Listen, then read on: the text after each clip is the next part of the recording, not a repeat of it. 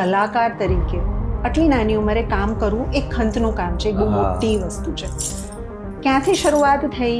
પરિવારનો માહોલ હતો, પોતાની રુચિ હતી, કે બધું મિક્સ થયું અને ધીમે ધીમે સફર શરૂ થયું? એમાં સીન એવો હતો કે મારે બનવું હતું બિઝનેસમેન, મતલબ ફેમિલીવાળાને એવું હતું કે બિઝનેસમેન બને, મમ્મીને એમ કે કલાકાર બને. અચ્છા.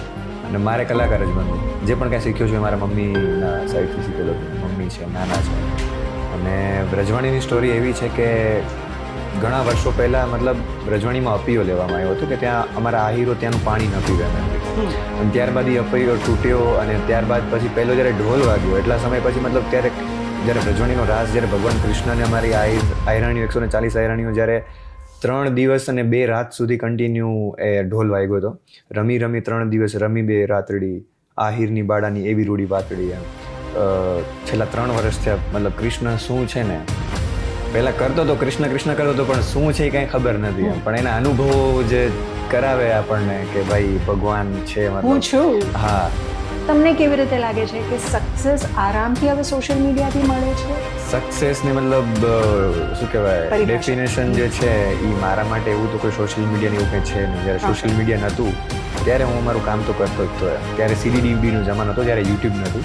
તો મારા મમ્મીએ સ્પેશિયલ ગૃહપતિને કીધું ભાઈ મારા છોકરાની શૂટિંગ છે એટલે એના વાળ નહીં કરવા દે. તમે પહેલા શરૂઆતમાં કહ્યું કે તમારે બિઝનેસમાં કે એ બાજુ નહોતું જવું, steel you did your MBA, અને તમારે ઇન્ટર્નશિપ માટે તમે ઓસ્ટ્રેલિયાની મુલાકાત પણ લીધી હતી.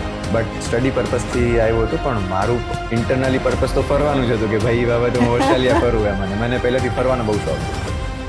નમસ્કાર, જય શ્રી કૃષ્ણ, જય અંબે. આમ તો નવરાત્રિની કે ગરબા સિઝનની વાત કરીએ એટલે સપ્ટેમ્બર કે ઓક્ટોબર મહિનો યાદ આવે. પણ અમે સિડનીવાસીઓ, ઓસ્ટ્રેલિયાવાસીઓ ગરબાના એટલા બધા રસિક છીએ કે અમારી નવરાત્રિ ચાલે ઓલમોસ્ટ 4 મહિના જેવી. જૂનથી શરૂ કરીને લગભગ ઓક્ટોબર સુધી દર શનિ રવિ અમે લોકો ગરબા રમીએ. ઘણી વખત ગરબા રમવાની સાથે સાથે શક્તિની આરાધના વધારે લાંબો સમય થઈ શકે એવો પણ એક છુપો એજન્ડા અમારા લોકોનો હોય. જૂન મહિનો છે એટલે અમારે અહીંયા ખૂબ જ મજાની ઠંડી ચાલુ છે. અને આવી જોરદાર ઠંડીમાં એક કોઝી વાતાવરણમાં તમારી મુલાકાત કરાવવા જઈ રહી છું એક યુવાન તરવરાટ એવા કલાકાર સાથે કે જેણે પોતાના ખંતથી જ પોતાનું નામ ઊભું કર્યું છે. આમ થોડા ઘણા ઓસ્ટ્રેલિયાથી પરિચિત છે અને ઓસ્ટ્રેલિયાવાસીઓ એમનાથી પરિચિત છે. થોડી ઘણી એમની વાત કરીએ કે એમના વિશે જણાવીએ તો એમ છે કે એકદમ તહેલકો મચાવવાનું ફર્સ્ટ પરફોર્મન્સ એમનું છે. એમને અહીંયા સુધી લઈ આવવાની પાછળનો સંપૂર્ણ શ્રેય જાય છે રાસ એન્ટરટેનમેન્ટ અને ફેસ્ટિવ નાઇટ્સને. તમને એમ થશે કોની વાત કરું છું, કોનો પહેલી બુજાવું છું? હું પહેલી એટલા માટે બુજાવું છું કારણ કે આપણી ગોઠડીમાં 2 જણા કચ્છ અને ભુજના કનેક્શન સાથેથી ભેગા મળ્યા છીએ. એટલે આજની આ વાતચીત, આજની આ ગોઠડી ખરેખર રસપ્રદ થવાની છે. મારી સાથે છે રાજેશ આહિર. વેલકમ ટુ આપણી ગોઠડી. જય દ્વારકાધીશ. જય દ્વારકાધીશ. બસ મજામાં. સિડની ઓસ્ટ્રેલિયા આવીને કેવું લાગે છે? સિડની ઓસ્ટ્રેલિયા મારા માટે તો મતલબ સેકન્ડ ટાઈમ અહીંયા આવ્યો છું, પણ ઇટ વોઝ અમેઝિંગ. અને અહીંના ગુજરાતીઓનો પ્રેમ જ એટલે મને લાગ્યું જ નહીં કે હું પહેલાં સિડની ઓસ્ટ્રેલિયામાં આવ્યો છું. તમને સાચું કહું તો મને એમ લાગ્યું હું ક્યાંક રાજકોટ, અમદાવાદ કે કોઈ ગુજરાતના કોઈક શહેરમાં હું ગયો છું. એટલે અહીંયા તમને ગુજરાતના જુદા જુદા જે વસ્તુઓથી મળશે, એટલે આખું ગુજરાત તમારી સામે મળશે. તમારી આ ઓફિશિયલી ઓસ્ટ્રેલિયાની પહેલી ટ્રીપ કહી શકાય. તમારી જે બીજી ટ્રીપ છે એના વિશે આગળ વાત કરીએ પોડકાસ્ટમાં. 26મીનું પરફોર્મન્સ છે, પહેલું એઝ અ આર્ટિસ્ટ તરીકે, જેમ મેં કીધું ઓફિશિયલ. સિડની વાસીઓના, સિડનીના ખેલૈયાના ધબકારા થોડાક વધારે હશે. How about yours? હું તો મારી સાઈડથી ઓલ સેટ રેડી છું. હું બસ એક ઘડીની વાટ જોઈ રહ્યો છું કે ક્યારે આવવાનું, ક્યારે પરફોર્મ કરવું. એક્સાઇટેડ, નર્વસ નહીં, નર્વસ જરાય નથી. એ બધું ઘરે મૂકીને આવ્યો છું. એક્સાઇટેડ છું બહુ, અને બહુ બ્લાસ્ટ જ કરવાનું છે. That's it. ઓકે. આ તમે બ્લાસ્ટ એટલા માટે કરવાના છો કારણ કે રાજેશભાઈનું તમે ફોલોઅપ કરતા હો તો તમને ખબર પડે કે બહુ નાનપણથી બ્લાસ્ટ કરે છે. તો વાત કરીએ કે એક બ્રાન્ડ નેમ, એક કલાકાર તરીકે આટલી નાની ઉંમરે કામ કરવું એક ખંતનું કામ છે, એક બહુ મોટી વસ્તુ છે. ક્યાંથી શરૂઆત થઈ? પરિવારનો માહોલ હતો, પોતાની રુચિ હતી, કે બધું મિક્સ થયું અને ધીમે ધીમે સફર શરૂ થઈ? નહીં, એવું નહોતું. એમાં સીન એવો હતો કે મારે બનવું હતું બિઝનેસમેન, મતલબ ફેમિલીવાળાને એવું હતું કે બિઝનેસમેન બને, મમ્મીને એમ કે કલાકાર બને. અચ્છા. અને મારે કલાકાર જ બનવું હતું. ઓકે. પછી હું બચપનથી મતલબ શીખ્યો, મતલબ મેં જોયું છે કે પર્ટિક્યુલરલી કોઈ ક્લાસ લીધા નથી, મેં ક્યારે બેઠો નથી ક્લાસ માટે. જે પણ કાંઈ શીખ્યો છું એ મારા મમ્મીના સાઈડથી શીખેલો છું. મમ્મી છે, નાના છે, મમ્મીને નાના છે. હા, તો એમના પરિવારમાંથી મતલબ મને નાના પરિવારમાંથી બધું મળેલું છે મ્યુઝિક ત્યાંથી મળેલું છે. આમ કહે ને કે અમુક વસ્તુઓ ગળથુથીમાં જ આવતી જાય, સંગીત ત્યાંથી જ આવતું જાય. તમારી સંગીતની શરૂઆતની આપણે જ્યારે વાત કરતા હતા ઓફ કેમેરા, ત્યારે તમે વ્રજવાણીના ઢોલની જે કથા છે એની આજુબાજુથી તમારી સફર શરૂ થઈ એની વાત કરી. એના વિશે થોડીક વાત કરી. યસ, મેં પહેલી વખત પરફોર્મ કર્યું વ્રજવાણીની અંદર. કેટલા વર્ષના હતા? હું 10 વર્ષનો હતો, 10-11 વર્ષનો. અને વ્રજવાણીની સ્ટોરી એવી છે કે ઘણા વર્ષો પહેલા મતલબ વ્રજવાણીમાં અપીયો લેવામાં આવ્યો હતો કે ત્યાં અમારા આહીરો ત્યાંનું પાણી ન પીવે એમ, એવી રીતે. અને ત્યારબાદ એ અપીયો તૂટ્યો અને ત્યારબાદ પછી પહેલો જ્યારે ઢોલ વાગ્યો એટલા સમય પછી મતલબ ત્યારે જ્યારે વ્રજવાણીનો રાસ, જ્યારે ભગવાન કૃષ્ણને અમારી આયરાણીઓ 140 આયરાણીઓ જ્યારે 3 દિવસ અને 2 રાત સુધી કન્ટિન્યુ એ ઢોલ વાગ્યો હતો. રમી 3 દિવસ, રમી 2 રાતડી, આહિરની બાળાની એવી રૂડી વાતડી એમ. તો એ ઢોલ જે વાગ્યો એ લાસ્ટ ઢોલ વાગ્યો, એના પછી ગામમાં ઢોલ નહોતો વાગ્યો. જ્યારે એટલા સમય બાદ જ્યારે ઢોલ વાગ્યો ને જ્યારે પહેલાં જે ગાવાવાળા જે બેન, એ મારા મમ્મી, જે રમવાવાળા જે હતા એ બધા મારા નાની ને મારા માસી ને મતલબ એ આખું એમનું ગ્રુપ છે. તો એ મારા માટે બહુ એક ગુડ ઓપોર્ચ્યુનિટી હતી અમારા માટે કે ભાઈ એટલો અમે ક્યાંક જોડાયેલા છીએ. અને વાત છે જે વ્રજવાણીની, એ તમે કદાચ હેલારો ફિલ્મ જોયું હોય તો એની અંદર એક માઇનર એક ઝીણી એવી છાંટ છે એ તમને વ્રજવાણીની સ્ટોરીથી થોડુંક તમને એવું ફીલ થશે. બટ વ્રજવાણીની સ્ટોરી તો ટોટલી ડિફરન્ટ છે. અને એમાં એવું છે કે જ્યારે ભગવાનનો જ્યારે વ્રજમાં જે એક રાસ અધૂરો રહી ગયો હતો ગોપીઓ સાથે, એ રાસ પૂરો કરવાનો વાયદો આપ્યો નહીં, પછી આહિરની ત્યાં મતલબ આખું અમારે એવી રીતે ભગવાને આખું લીલા રચાવી હતી. જે લોકોને ખબર ન હોય એને કહી દઈએ કે વ્રજવાણી એક ગામ છે જે કચ્છમાં આવેલું છે અને એ જગ્યાએ હવે આખી જ સ્મૃતિ ફરીથી જીવંત કરવા માટે એનું ટુરિઝમ તરીકે ડેવલપ કર્યું છે. જેમાં આજની તારીખે પણ ત્યાં એમના પાડિયાઓ છે. અને જો તમારી એટલી આસ્થા અને શ્રદ્ધા હોય તો તમને પાડિયામાં પણ તમારા ધબકારા, મતલબ તમે બહુ એકદમ શાંતિથી સાંભળો તો તમને ઢોલનો અવાજ અને પાડિયાનો ધબકારો છે તમને સંભળાય. ઢોલનો ધબકાર અને પાડિયાનો અવાજ તમને વ્રજવાણીમાં ચોક્કસથી સંભળાય, કારણ કે એની આખી કથા જેવી છે. જેમ વાત કરી કે હેલારોમાં એની છાંટ મારે છે, તો કથા એમ હતી કે ખુશીનો માહોલ છે. અને જેમ કહ્યું કે કૃષ્ણએ એક રાસ ત્યાં અધૂરો મૂકી દીધો હતો, એ ખુશી માટે થઈને ભગવાન ઢોલી સ્વરૂપે આવ્યા. અને કોમ્પિટિશન જેવું થઈ ગયું કે ઢોલી પહેલા મૂકે કે આયરિયાણીઓ રાસ પહેલા મૂકે, અને બંનેમાંથી કોઈ મૂકવા તૈયાર નહોતા. અને અંતમાં એ સતી થઈ ગઈ. અને એ સંત સુરા અને સતીની વાતો એની સાથે ક્યાંક ને ક્યાંક તમે મોટા થયા છો એમ કહું તો ચાલે. તો એ સંત સુરા અને સતીની વાત કરી. તમારું ઉછેર છે, તમારું સ્ટડી છે, તમારું એજ્યુકેશન છે, એ કાઠિયાવાડમાં થયું છે. એટલે ફરીથી કૃષ્ણ સાથેનો તમારો સંબંધ. કૃષ્ણના સાહિત્ય, કૃષ્ણના ગરબા, કૃષ્ણના ગીતો એ નાનપણથી સાંભળીને જ થયા કે તમારો પોતાનો શોખ હતો એટલે તમે પોતે વધારે એમાં ઇન્વોલ્વ થયા? કેવી રીતે આગળ વધાર્યું? ટુ બી ઓનેસ્ટલી તમને વાત કરું ને તો મને છેલ્લા 3 વર્ષ થયા મતલબ કૃષ્ણ શું છે ને, પહેલા કરતો તો કૃષ્ણ કરતો હતો પણ શું છે એ કાંઈ ખબર નથી એમ. પણ એના અનુભવો જે કરાવે આપણને કે ભાઈ ભગવાન છે મતલબ. હા, એટલે પહેલા એટલે મતલબ કે ભાઈ બધા તમે મતલબ આખું ફેમિલી નમે છે, આખું ગામ નમે છે, આખું પરિવાર છે, સોસાયટી બધા ભગવાનના દર્શન કરશે, તો હું એ મતલબ એ જ ભાવથી કરતો એમ એવી રીતે. પછી જ્યારે મારા ઉપર આવ્યું, જ્યારે મને બધી ખબર પડવા માંડી, ત્યારે જ્યારે હું ગીતો બનાવતો ભગવાનના, ત્યારે સ્ટાર્ટિંગમાં તો એકદમ મૌલિકતાથી ગાતો. મતલબ મને પોતાને ખબર નથી કે હું શું કરતો હતો એમ આજની તારીખે. બસ હું જસ્ટ રેકોર્ડ કરતો અથવા તો હું ગીત ગાતો કે ભગવાનના મેં. બાકી મારા માઇન્ડમાં એવું બધું નહીં કે શું. પણ એ પછી ધીરે ધીરે બધું રિયલાઇઝ થવા માંડ્યું કે નહીં, કાંઈક તો છે. ઓકે, તો તમે જે કીધું, તમે જે ગીતો ગુનગુનાવતા જ્યારે બાળક હતા ત્યારે, એટલે પોતાના જ ગીતો આવતા કે સાંભળેલા ગીતો હતા એનો? નહીં, મમ્મી જે ગાતા હોય અથવા તો નાના ક્યારેક હાર્મોનિયમ લઈને બેઠા હોય ને ગાતા હોય, એવું બધું કંઈક સાંભળેલું હોય એવી રીતે. એ રીતે. હા, તમે જે વાત કરી કે પોતે ગાતા, પાપા પગલી કરતા, જે રીતે તમે આગળ વધ્યા, આજે સોશિયલ મીડિયા પર તમારું ફોલોઈંગ ઇટ્સ અમેઝિંગ. 8 લાખથી વધારે યુટ્યુબમાં સબસ્ક્રાઈબર્સ છે. બાકીનાનું ફિગર તમે પોતાની રીતે ફિગર આઉટ કરી લેજો. તો આજની જે જનરેશન છે, તમે બહુ જ યુવાન છો અને આ ઉંમરે દેશ વિદેશ સાથે જોડી રાખવા લોકોને, ગુજરાતીઓની બહુ મોટું કામ છે. હવેનો જે ટ્રેન્ડ છે કે ફટાફટ નાનકડી રીલ બનાવી, તમે વાયરલ થઈ ગયા, સક્સેસ ક્વિકલી મળી ગઈ. તમને કેવી રીતે લાગે છે કે સક્સેસ આરામથી હવે સોશિયલ મીડિયાથી મળે છે કે ભક્તિ કે આરાધના સંગીતની કરીને પછી આગળ વધાય? લાંબો રસ્તો, અઘરો રસ્તો કે ટૂંકો રસ્તો, સફળતાવાળો રસ્તો? સક્સેસની મતલબ શું કહેવાય પરિભાષા. ડેફિનેશન જે છે એ મારા માટે એવું તો કોઈ સોશિયલ મીડિયાની એવું કંઈ છે નહીં. જ્યારે સોશિયલ મીડિયા નહોતું ત્યારે હું મારું કામ તો કરતો જ તો એમ. ત્યારે સીડી ડીવીડીનો જમાનો હતો, જ્યારે યુટ્યુબ નહોતું. તો સીડી ડીવીડીના જમાનામાં જ્યારે આપણે વાત થઈ છે વ્રજવાણીની, યસ. ત્યારે હું 5મું ધોરણ ભણતો અને હું હોસ્ટેલમાં ભણતો ગુરુકુલમાં. તો તે મને ત્યાં વાળ લાંબા કરવાની મનાઈ હોય એમ. તો મારા મમ્મીએ સ્પેશિયલ ગૃહપતિને કીધું કે ભાઈ મારા છોકરાની શૂટિંગ છે એટલે એના વાળ નહીં કપાવવા દઈએ એમ, એવી રીતે. અને ત્યારે મારું શૂટિંગ અને ત્યારે મારું એક આલ્બમ આવતું ડીવીડીની અંદર 7 થી 8 ગીતનું એક આલ્બમ આવતું. યસ. એમાં મારું પહેલું આલ્બમ હતું રજભૂમિ વાગડની. હું ને મારા મમ્મી અને બીજા 2 સિંગર્સ હતા અમારી સાથે.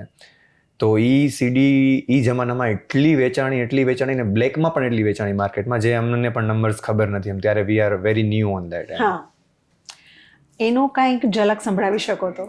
એમનું ઝલક તો હું તમને બતાડી શકું. મારા ફોનમાં એ વિડીયો છે અને હું બહુ નાનો હતો ત્યારે, મતલબ 10 વર્ષનો હતો. મારું પહેલું જે શું કહેવાય આલ્બમ સોંગ જે હતું એ, ત્યારે બહુ નાનો દેખાઉં છું. હા, એટલે નાના દેખાવો ત્યાંથી શરૂઆત કરવી, ઓડિયન્સને ફેસ કરવું, કેમેરાને ફેસ કરવું, એ પોતાની ખાસ વાત છે. તમે બતાવો છો. સો અહીંયાથી મારી શરૂઆત થઈ હતી અને ત્યારે મતલબ મને ખબર નથી કે કેવી રીતે ગાવું, શું કરવું. મારા મમ્મી મને ચોકલેટ આપીને ગવડાવતા કે તું ગા એમ. હું રડતો ત્યારે લિટરલી. હું સ્ટુડિયોમાંથી ભાગી જતો નીચે, લિફ્ટ ઉપર નીચે કરતો એમ. પછી મને બેસાડતા, પછી 2 ચોકલેટ 3 ચોકલેટ આપીને કે હવે ગા. તો પછી હું ત્યારે ગાતો એમ. મતલબ આવી રીતે શરૂઆત થઈ છે મારી. તો અત્યારે હું જે પણ કાંઈ છું એ મતલબ એક મારા મમ્મીનું સપનું હતું જેને હું આગળ લઈને અહીંયા સુધી પહોંચ્યો છું. તમે પહેલા શરૂઆતમાં કહ્યું કે તમારે બિઝનેસમાં કે એ બાજુ નહોતું જવું, steel you did your MBA, અને તમારે ઇન્ટર્નશિપ માટે તમે ઓસ્ટ્રેલિયાની મુલાકાત પણ લીધી હતી. એના વિશે વાત કહો, તમારો એ સાઇડ ઓફ ધ પર્સનાલિટી. મારું કોલેજમાંથી મતલબ સ્ટડી ટૂરનું મતલબ એક ઇન્ટર્નશિપ હતી BBAમાં. હું અહીંયા 2020માં આવેલો હતો પર્થ અને સિડનીની અંદર. ન્યૂ કેસ્ટલ યુનિવર્સિટી અને એક બીજા યુનિવર્સિટીનું નામ તો મને યાદ નથી. બટ સ્ટડી પર્પઝથી આવ્યો હતો, પણ મારું ઇન્ટરનલી પર્પઝ તો ફરવાનું જ હતું કે ભાઈ બાબત હું ઓસ્ટ્રેલિયા ફરું એમ. અને મને પહેલેથી ફરવાનો બહુ શોખ છે. ઓકે, એટલે ફરતા ત્યારની કોઈ મેમરી ઓસ્ટ્રેલિયાની? ત્યારે તો મતલબ અમે બધા સ્ટુડન્ટ સાથે હતા એટલે મતલબ અમે તો મજા જ કરી છે. મતલબ અમારા મેમ્સ અમારી સાથે હતા અને એવી રીતે બધું ફર્યા જ છે અહીંયા અમે. કાંઈ નવું જાણ્યું હોય, કાંઈ નવું એટલે મને એ ટાઈમ ઉપર તો આખી દુનિયા નજરિયો જ મારો ચેન્જ થઈ ગયો એમ. ઓસ્ટ્રેલિયાથી જે રિટર્ન થયો એટલે ભાઈ દુનિયામાં આવા માણસો એક્ઝિસ્ટ કરે છે એમ, એવી રીતે. દુનિયા બહુ મોટી છે, મને એમ કે ખાલી અમદાવાદ પૂરતું જ છે. સાચી વાત છે. જ્યારે આપણે પોતાની પંખ પસારીએ ત્યારે ખબર પડે કે આપણે આ કેવું છે કે કૂવામાંથી તમે અવાડામાં આવો, અવાડામાંથી તમે તળાવમાં જાઓ, તળાવમાંથી નદીમાં જાઓ, પછી સમુદ્રમાં જાઓ, ત્યારે તમને ખબર પડે કે દુનિયા હજી બહુ મોટી છે. એટલે ઘણી વખત આપણને એવું લાગે કે આપણે અહીંયા છીએ, પણ ખરેખર એવું એ બહુ નાનું હોય છે એમ. તમે બહાર જઈને જોવો તો આખું તમારો નજરિયો ચેન્જ થઈ જતો હોય. આખા વિશ્વનો, આખા યુનિવર્સનો આપણે કદાચ નાનકડો અંશ માત્ર છીએ. તો આ અંશની જ વાત કરીએ તો જે રીતે તમે હવે જે રીતે પરફોર્મ કરો છો, ઇન્ડિયા લેવલનું તમારું પરફોર્મન્સ ખબર છે, ઘણા બધા સોશિયલ મીડિયાથી પણ તમારી સાથે કનેક્ટેડ છે. વિદેશની વાત કરીએ, ઓસ્ટ્રેલિયા પહેલાંનું તમારા વિદેશના શોઝ કે એના અનુભવો વિશે વાત કરો. વિદેશનો મારો પહેલો શો છે જે હું ઓસ્ટ્રેલિયામાં અત્યારે કરવાનો છું. ઓકે. એની પહેલા ફરવા ગયા હશો ક્યાં? How was that experience? એ તો સારું છે. હું તો સોલો ટ્રાવેલ કરતો. કંઈક નવું શીખ્યા, કંઈક નવું જાણ્યું, કંઈક એટલે એમાં એવું છે કે તમારી પાસે બીજા દેશનું સંગીતની વાત કંઈક ગમી હોય, કંઈક લેવી કેવી? મને મ્યુઝિક તો મતલબ ઇન્ડિયાથી બેસ્ટ તો મ્યુઝિક ક્યાંય નથી. ઓકે. મતલબ એ તો ફેક્ટ છે ને હું સ્વીકારવું પણ છું કે ઇન્ડિયા જે મ્યુઝિકમાં જે સૌથી વધારે ઇન્ડિયાનું જેટલું મતલબ છે કન્ટ્રીબ્યુશન એટલું કોઈ કન્ટ્રીનું નથી એમ, એવી રીતે. ઓકે. અને પર્સનલી હું તો ફોક સોંગ્સનું બધું વધારે સાંભળતો હોઉં છું. એટલે ખાસ કરીને મને સિંધી મ્યુઝિક, જ્યાંથી હું બિલોંગ કરું છું, બોર્ડર એરિયા છે મારો, હું જ્યાંથી રહું છું, તો મને ત્યાંનું મ્યુઝિક જે છે એ થોડુંક વધારે જ ગમે છે. એમાં કંઈક સંભળાવી શકો? ઓકે. આયલડી મોજી માઓ મોકે છલડે આહિરલાઈ, જી જલડી મોજી માઓ મોકે છલડે આહિરલાઈ, ઓ છલડે આહિરલાઈ, મોકે યાદ સજણ જી આઈ હો, છલડે આહિરલાઈ, મોકે યાદ સજણ જી આઈ, જી જલ જી જલ જી જલ જી જલ જી જલડી મોજી માઓ મોકે છલડે આહિરલાઈ, આયલડી મોજી માઓ મોકે છલડે આહિરલાઈ. આ બહુ જ જાણીતું કચ્છનું ફોક મ્યુઝિક છે, Yes. ફોક સોંગ છે, એટલે જે લોકોને ખબર ના પડી હોય એ લોકો પ્લીઝ ગૂગલ કરજો, કારણ કે અમે એના વિશે બોલવા બેસશું તો કદાચ આખો યસ, પોડકાસ્ટ. છલડાનો મતલબ થાય વીટી. એક્ઝેક્ટલી. યા એટલે જ કહું છું કે જો એ ગીત વિશે વાત કરવા બેસું તો કદાચ બહુ જ લાંબો Yes, સમય yes, જશે, yes, એટલે બહુ yes. ઇન્ટરપ્રિટેશન નથી કરતા, બટ આ એક બહુ જ હૃદયને સ્પર્શી જાય એવું એક બહુ જ જાણીતું કચ્છી folk કારણ કે song છે. કચ્છી સોંગ કે કોઈ પણ ફોક સોંગની પાછળ એક સ્ટોરી હોય છે. યસ. એટલે એવું નથી કે એમને એમ પ્રગટ થઈ ગયું, કાંઈક સ્ટોરી હોય છે કે જે બહુ મર્મવાળી હોય છે, એની પાછળ મતલબ કાંઈક કોઈક એવું હેતુ હોય છે. એક્ઝેક્ટલી. હવે વાત કરીએ કે હવે તમારો જે શો આવવાનો છે નવરાત્રિની, Yes, અને yes. અમારી શરૂઆત જ છે, એટલે તમે શરૂઆત જ કરવા આવી રહ્યા છો હા, અમારી હા, ગરબા yes, સિઝનની. yes, yes. તમે કીધું કે તમે ફૂલ તૈયાર છો. શું સરપ્રાઈઝ, શું ખજાનો, શું પટારો ખોલવાનો છે અમારે માટે? સી જો અત્યારે બધો પટારો ખોલી દઈશ તો તમે કોઈ આવશો નહીં. ના, એટલે જ કહું છું કે શું પટારો ખુલવાનો છે. પટારાની થોડોક અંદર મારી teaser પાસે તો હોવું ઘણી બધી જોઈએ. વસ્તુઓ છે. ઘણા બધા ફોક સોંગ્સ છે, ઘણા બધા મારા ઓરિજિનલ સોંગ્સ લઈને હું આવી રહ્યો છું, અને ઘણું બધું નવી એક રિધમ, નવા મ્યુઝિક સાથે હું મતલબ આવી રહ્યો છું. ઘણા બધા ગુજરાતી મ્યુઝિક, ગુજરાતી સિંગર્સ બધા બહુ અમેઝિંગ છે, અને તમને પણ ખબર હશે બધાના ઘરની અંદર રોટલી શાક ને છાશ તો બધાય હોય, લેતા જાય. બધી ગુજરાતી થાળી જ છે, પણ બધાના ઘરનો ટેસ્ટ અલગ અલગ હોય, બધાના છાશનો ટેસ્ટ અલગ અલગ હોય, અંતે તો એ છાશ જ છે એમ. સેમ એવી રીતે ગુજરાતી મ્યુઝિક પણ એવું છે. હું ગાઉં છું તો એક મારા લય, મારા ઢબ ઉપરથી ગાઉં છું, જ્યાંથી હું શીખ્યો છું, જ્યાંથી હું આવું છું. એ એક તમને ટેસ્ટ છે, એ તમને મારા વોઇસમાં જોવા મળશે, જે બધા સિંગર્સને મતલબ અલગ અલગ અલગ એક એવી ટોન, વોકલ ક્વોલિટી હોય છે કે જે એવી રીતે પ્રેઝન્ટ કરતા હોય છે. તમારા ગરબા વિશે એવું કહે છે ભક્તિમય ગરબા. યસ. તમારા ગરબા કેવી રીતે ડિફરન્ટ થાય છે બીજા લોકોના ગરબા કરતા, અથવા તમારું સંગીત જે અત્યારે કોન્ટેમ્પરરી સિંગર્સ છે એ લોકો કરતા કેવી રીતે ડિફરન્ટ થાય છે? મારું જનરલી ગીતો છે બધા ભક્તિ ગીતો હોય છે, જનરલી દ્વારિકા બેઝ ઉપર હોય છે. Okay. કારણ કે હું કૃષ્ણ ભગવાનનો એક એવું સમજુ છું કે હું એક એમનો સેવક છું, અને એમની સેવા કરવા આવ્યો છું, અને જે પણ કાંઈ મને મળે છે એ મારો એક પગાર છે. Okay, right. તો એ પગારના જ રેફરન્સમાં કહું, તમારું પ્રિય ગીત હા. જાક સંભળાવી દો. હે કાળા કાળા કાનજીને રૂપાળા, રણ છોડ રંગીલા રંગીલા, રણ છોડ રંગીલા. હે શેઠ મારો શામળિયો ને દ્વારિકા છે ધામ, રાધે ગોવિંદા ગોવિંદા, રણ છોડ રંગીલા. એ હોનાની નગરી વાળો, દેવ મારો દ્વારિકા વાળો, એ હોનાની નગરી વાળો, દેવ મારો દ્વારિકા વાળો. એ માધવ તારી મેળિયુંમાં બોલે ઝીણા મોર, રણ છોડ રંગીલા રંગીલા, રણ છોડ રંગીલા. એટલે એક વસ્તુ ચોક્કસ કહી શકાય કે ગરબા કદાચ બહુ જ નવા હશે, કદાચ ઓછા સાંભળેલા કે ઓછા જાણીતા હશે, પણ એના તાલે રમવાની મજા ચોક્કસ આવશે. Yes yes yes. જનરલી એવું છે કે બધા તમે સાંભળેલા જ હશે એમાં, મતલબ મારા પ્રયત્ન એ જ છે, કારણ કે જે મને ટિકિટ લઈને જે સાંભળવા આવે છે એ ઓબ્વિયસલી મારા સોંગ સાંભળેલા હોય તો જ આવતા હોય. ના, એટલે જે મારો કહેવાનો ઇન્ટેન્શન એવો હતો કે જે ઓન એન એવરેજ ગરબાથી બધા જાણીતા છીએ એના કરતા કાંઈક નવું. યસ, કાંઈક નવું મળશે પણ એ એમાં. તાલ એવો હોય કે તમને એ ગીત કરતા તમે એ તાલ પર ઝૂમવા માટે, yes, ગરબા yes, રમવા yes, માટે, આરાધના કરવા માટે. તમને બેઝિકલી એક વાત કરું તો તમે કેફેમાં જાઓ તો તમને પીઝા ખાવા મળે, પીઝા મળે, એવી રીતે મતલબ મારું છે બાજરાના રોટલા ઉપર માયોનીઝ ને એવું તમને મળશે. ઓકે. તમે આ વાત કરી એના પછી મને યાદ આવ્યું, તમારા સંગીતમાં તમે એક્સપેરિમેન્ટ્સ, પ્રયોગને કેટલો સ્કોપ આપો છો? ફૂલ 100%. હું જે પણ અત્યારે કરી રહ્યો છું, અત્યારે જેટલા પણ મારા રિલીઝ થયા છે બધા મારા એક્સપેરિમેન્ટ જ છે. એવું કોઈ નહીં કે આંખ બંધ કરીને કરી દીધું એમ. અને જનરલી મારા ઓરિજિનલ સોંગ્સ હોય છે, અને હું ઓરિજિનલ સોંગ ઉપર જરાક વધારે બિલીવ કરું છું. એનું રીઝન છે કે ગુજરાતી ઇન્ડસ્ટ્રીમાં ઘણા બધા ગોડફાધર થઈ ગયા, ઝવેરચંદ મેઘાણી સાહેબ થઈ ગયા, દુલાભાઈ કાગ થઈ ગયા, કાગ બાપુને બધાય, દાદ બાપુને બધાય, એમને એમનું આપ્યું, ઈ ટાઈમનું ઈ એરાનું આપ્યું. અને અત્યારના સિંગર્સો મતલબ કરી રહ્યા છે ઓરિજિનલ્સ, ઘણા બધા સિંગરો ઓરિજિનલ કરી રહ્યા છે, અને એ જોઈને મતલબ અમને પણ એમ થાય કે આપણે ઓરિજિનલ કરે. તો મારે એવું છે કે અત્યારનો જે એરા છે, અત્યારનું જે છે એમાં હું કંઈક મારું પોતાનું નવું આપું એમ, કે ઈ વર્ષો સુધી યાદ રહે. તમારા ગીતો તમે પોતે લખવાનો પ્રયાસ કરો છો? જનરલી કરું છું. અત્યારથી મેં સ્ટાર્ટ કર્યું છે, અને ઘણા એક બે ગીતો મેં મારા પોતાના પણ લખેલા છે. પણ જનરલી મારા ગીતોમાં સૌથી મોટો જો શ્રેય હોય તો મારા મમ્મી અને મારા પ્રતિકભાઈ છે. આ બંને જણા અમે 3 જણા ભેગા થઈને લખતા હોઈએ છીએ ગીતો. એટલે મમ્મીનો ફાળો તો હંમેશા હોય જ. મમ્મી ડાયરેક્ટલી કે ઇનડાયરેક્ટલી બધી રીતે હું તમારી સામે બેઠો છું એનામાં પણ એનો બહુ મોટો હાથ છે. Okay Yes, yes. પહેલો જ તમે જ્યારે સમજણા થયા કે હું હા. આર્ટિસ્ટ તરીકે છું હા. અને હવે હું પરફોર્મ કરું છું, એ પહેલા શોની ફિલિંગ કેવી હતી? મને મારો પહેલો શો યાદ જ નથી.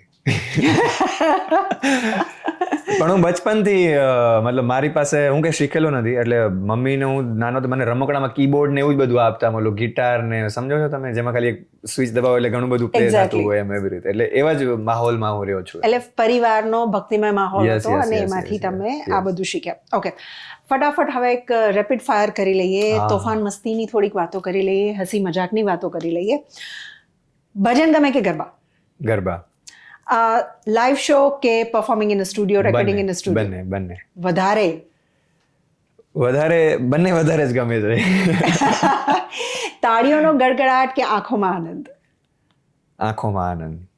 આંખો કરતા વધારે જે એ મુમેન્ટને જીવી જવું ને, જે ઓડિયન્સ જે જીવે છે એ વધારે, મતલબ જે ફીલ જે અંદરથી થાય, જે બહુ કનેક્શન જે મારો ને ઓડિયન્સની જે વચ્ચેનો છે ને, સોરી ટુ સે બટ તાળીઓ હંમેશા બોધી વાગે.